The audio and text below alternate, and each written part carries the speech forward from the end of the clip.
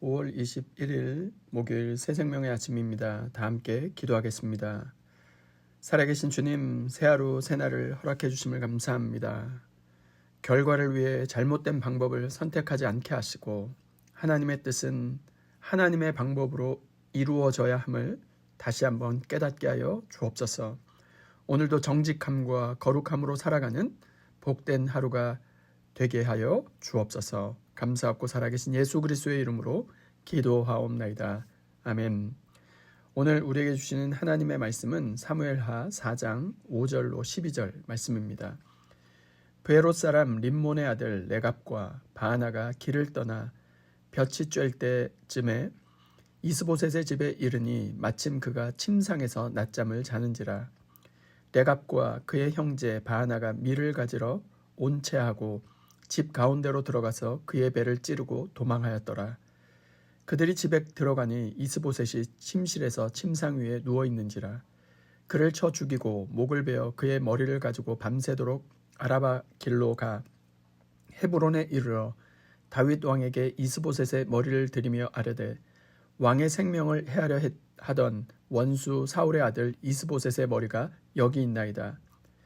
여호와께서 오늘 우리 주 대신 왕의 원수를 사울과 그의 자손에게 갚으셨나이다 하니 다윗이 브에롯 사람 림몬의 아들 레갑과 그의 형제 바하나에게 대답하여 그들에게 이르되 내 생명을 여러 환난 가운데서 건지신 여호와께서 살아계심을 두고 맹세하노니 전에 사람이 내게 알리기를 보라 사울이 죽었다 하며 그가 좋은 소식을 전하는 줄로 생각하였어도 내가 그를 잡아 시글락에서 죽여서 그것을 그 소식을 전한 가품으로 삼았거늘 하물며 악인이 의인을 그의 집 침상 위에서 죽인 것이겠느냐.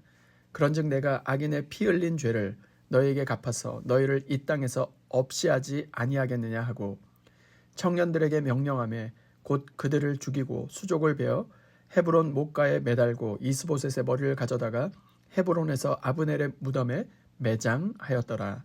아멘. 이 본문으로 하나님의 일은 하나님의 방법으로 이루어져야 한다는 제목으로 하나님 말씀 증거하도록 하겠습니다. 오늘 본문에는 아주 충격적인 장면이 나옵니다. 레갑과 바하나가 이스보셋의 집으로 들어갑니다.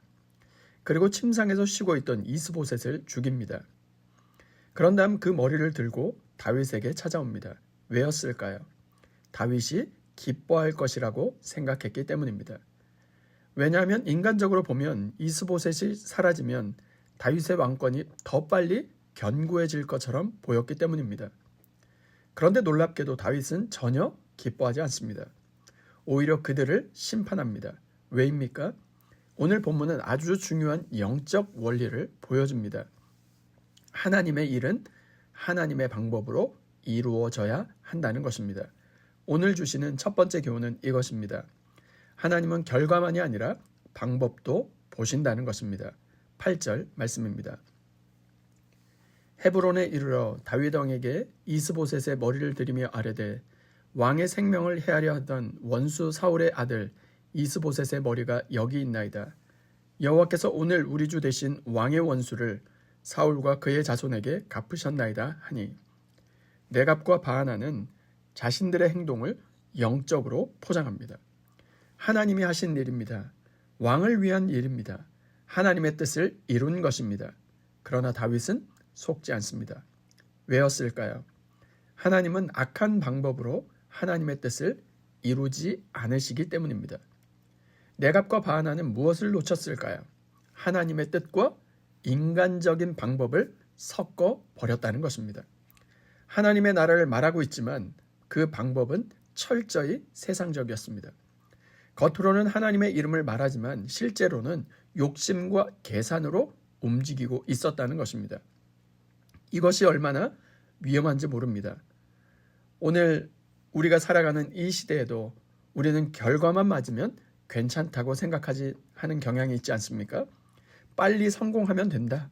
빨리 인정받으면 되고 빨리 문제가 해결되면 된다.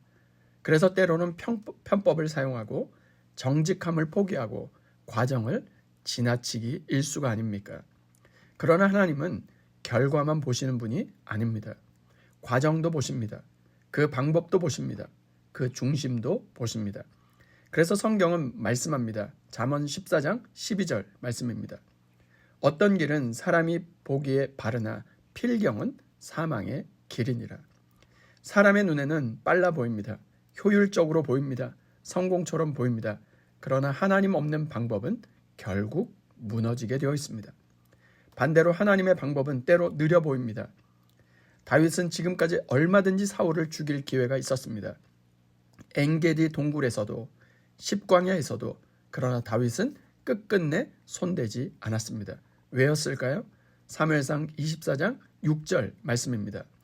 자기 사람들에게 이르되 내가 손을 들어 여호와의 기름 부음 받은 내 주를 치는 것은 여호와께서 금하시는 것이니 그는 여호와의 기름 부음을 받은 자가 됨이니라 하고, 다윗은 왕이 되는 것보다 하나님 앞에 바른 것을 더 중요하게 여겼습니다. 오늘 우리는 어떻습니까?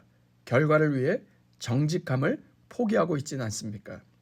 하나님의 뜻이라는 이름으로 내 욕심을 합리화하고 있지는 않습니까? 기억하시길 바랍니다. 하나님의 나라는 인간적인 방법으로 세워지지 않습니다. 하나님의 뜻은 반드시 하나님의 방법으로 이루어져야 합니다. 결과보다 하나님의 방법, 하나님의 뜻을 붙드는 믿음의 사람들 다 될 수 있기를 주님의 이름으로 축원드립니다. 두 번째 교훈은 거룩 앞에서 끝까지 타협하지 말라는 것입니다. 11절 말씀입니다. 하물며 악인이 의인을 그의 집 침상 위에서 죽인 것이겠느냐. 그런즉 내가 악인의 피 흘린 죄를 너희에게 갚아서 너희를 이 땅에서 없이 하지 아니하겠느냐 하고, 다윗은 여기서 아주 중요하게 분명하게 말합니다. 이것은 악이다. 중요한 것은 다윗에게 지금 유리한 상황이었다는 것입니다. 이스보셋이 죽으면 왕권이 더 빨리 안정됩니다. 정치적으로 보면 다윗에게 이익이었습니다. 그런데 다윗은 그것을 거절합니다. 왜였을까요? 하나님의 사람은 눈앞에 보이는 당장의 유익보다 거룩함을 먼저 선택하기 때문입니다.